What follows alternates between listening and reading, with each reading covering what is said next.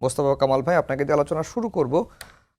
ওসমান হাদির মৃত্যুতে একদিকে যেমন শোক রয়েছে এবং এই শোকের পাশাপাশি বিক্ষুব্ধ হয়েছে ছাত্র জনতা। আমরাও বিক্ষুব্ধ হয়েছি, কারণ তার হত্যাকারীকে আমরা ধরতে পারিনি এবং দুই উপদেষ্টার গ্রেপ্তার দাবি করা হচ্ছে এবং নানা জায়গায় বিক্ষোভও হচ্ছে। কিন্তু এই বিক্ষোভকে পুঁজি করে আমরা দেখলাম যে স্যাবোটাজ হচ্ছে এবং ডেইলি স্টারে আগুন দেওয়া হয়েছে, প্রথম আলোতে আগুন দেওয়া হয়েছে, ছায়ানটে ভাঙচুর করা হয়েছে, কিছুক্ষণ আগে উদীচিতেও হামলা আগুন দেওয়া হয়েছে।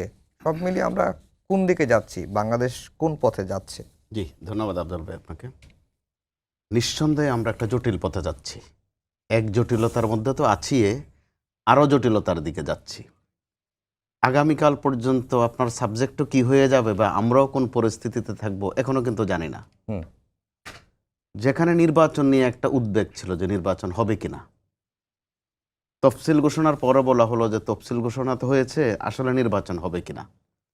কারণ তফসিল ঘোষণার পরও নির্বাচন না হওয়ার রেকর্ড বাংলাদেশে আছে।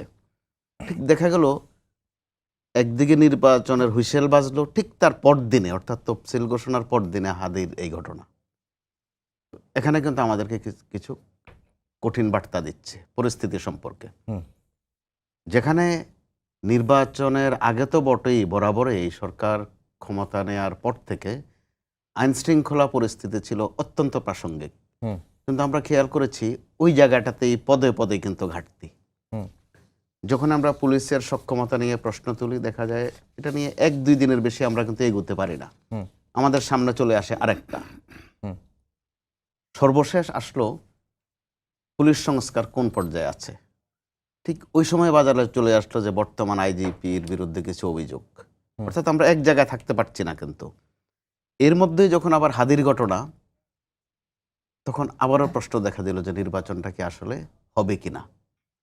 তো এরপরও নির্বাচন এক ঘটনা হয়ে গেল, হাদির ঘটনা আরেক ঘটনা, বেগম খালেদা জিয়ার অসুস্থতা আরেক ঘটনা, তারেক রহমান সাহেব ফিরবেন আরেক ঘটনা।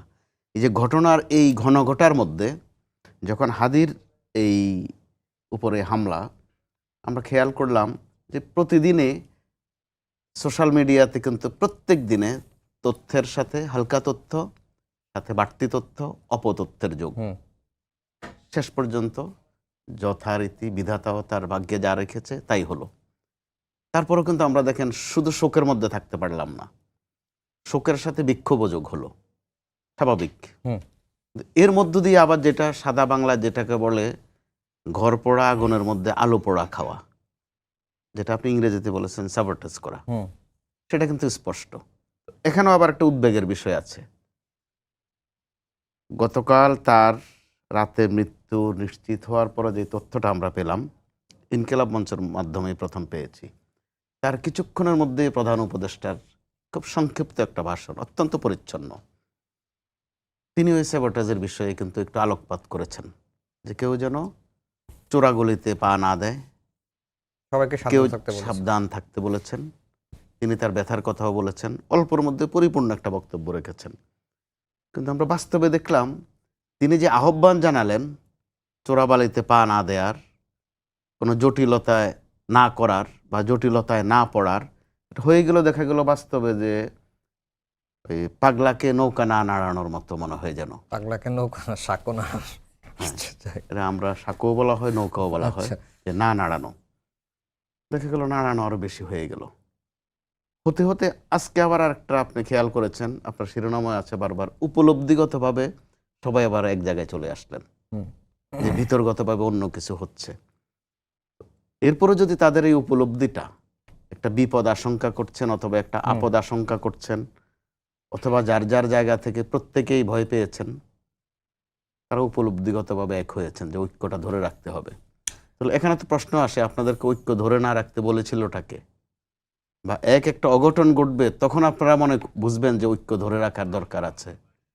যখন নিজেরা অনিরাপদ মনে করবেন যার যার জায়গা থেকে, তখন একটু সতর্ক হবেন, সেটা কিন্তু প্রত্যাশিত নয়। আপনি যদি ঘটনা দৃষ্টে সতর্ক হবেন, তাহলে অন্তত তফসিল ঘোষণার আগে যখন চট্টগ্রাম বন্দর নগরীতে একজন প্রার্থী গুলিবিদ্ধ হলেন, তিনি গুলিবিদ্ধ হয়েছেন পেটে, আর হাদি হয়েছেন মাথা ঘাড় বরাবর। তো তখনও তো আপনারা যার যার জায়গা থেকে সতর্ক হতে পারতেন জি যে মোস্তফা আপনাদের কামাল ভাই, ঘাতকরা কিন্তু পাশেই থাকে। চট্টগ্রামেরটাও যা ঘটেছে, ঢাকায়ও কিন্তু দেখা গেল যে ঘাতক আশপাশেই থাকে। জি আপনার কাছে আবার আসবো।